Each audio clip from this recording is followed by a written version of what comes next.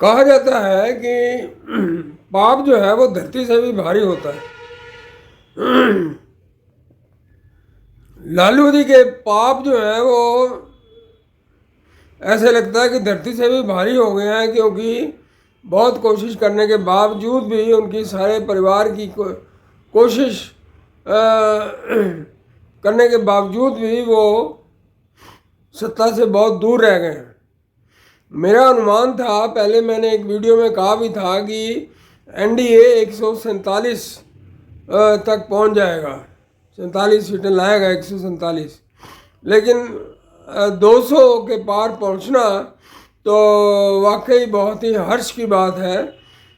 हालांकि मैंने ये भी कहा था कि 147 और उससे भी ज़्यादा सीटें एनडीए की आएंगी।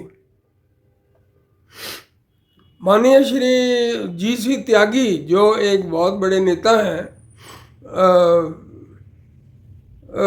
जेडीयू के, उन्होंने भी कहा था कि हम अपनी सीटों को दुगना करेंगे, यानी कि 80 के पार हम ले जाएंगे। तो वो तो पहुंच गए 80 तक, बल्कि 80 से ज़्यादा ही। लेकिन सवाल ये है कि अब जो बिहार की जनता ने जो बहुत ही अच्छा काम किया है कि एनडीए को एक बहुत ही सशक्त सरकार बनाने के लिए मौका दिया है, तो अब उसका फ़ायदा बिहार की जनता को मिलना चाहिए। क्योंकि कई जगह मैं देखता हूँ बिहार के जो मज़दूर हैं वो जाते हैं, इससे अच्छा ये है कि वो वहीं रह के काम करें, और वो काम तभी कर सकते हैं जब उनको काम दिया जाए। तो इसलिए अच्छा यही है कि सरकार जो अब बनेगी बिहार में, उसको चाहिए कि बड़े पैमाने पर जो है फैक्ट्रियाँ बनाए, स्कूल कॉलेज के लिए ज़मीन दे, और उन लोगों को ज़मीन दे जो वहाँ फैक्ट्रियाँ लगाना चाहते हैं। क्योंकि खोखली जो है तारीफ़ कर देना लोगों की काफ़ी नहीं है, ख़ास तौर पे मज़दूरों की। गांधी पीस फाउंडेशन में 1 साल या 2 साल पहले एक प्रोग्राम हुआ था जो बिहार के लोगों का था। मैं भी उसमें गया था, मुझे बुलाया गया था। तो उसमें मैंने देखा कि जो बड़े बड़े लोग हैं वो केवल खोखली तारीफ़ करते हैं काम करने वाले मज़दूरों की और गायकों की।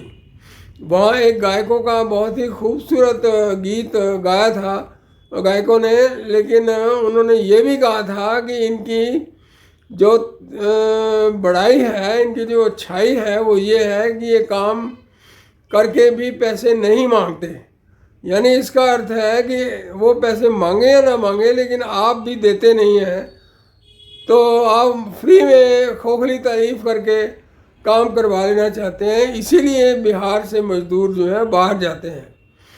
तो बड़े लोगों को चाहिए कि वो जो काम करें या जो काम करवाएं मज़दूरों से, उनको उनका सही मेहनताना दें। गरीबों को दबाया जाना, उनको एसिड के टैंक में फेंक देना, उनको जो है अपहरण कर लेना उनका, उनके घर वालों का, उनकी स्त्रियों का, और हर तरीके से शोषण करना गरीब आदमी का, यही बिहार की पॉलिटिक्स रही है। यही नौकरी के बदले में ज़मीन ज़मीन ले लेना और ये लेना वो लेना, ये तो इतना घटिया किस्म की राजनीति है कि ऐसे लगता है जैसे कि बिहार की जनता ने अब उसका बदला ले लिया है। एक दिल्ली यूनिवर्सिटी में जो पढ़ाने वाला प्रोफेसर है, जो कि लालू यादव का एक किस्म से गुलाम है, मुझे बहुत अफसोस होता है कि वो जो है वो मेरा कुलीग भी है, मैं भी दिल्ली यूनिवर्सिटी में था।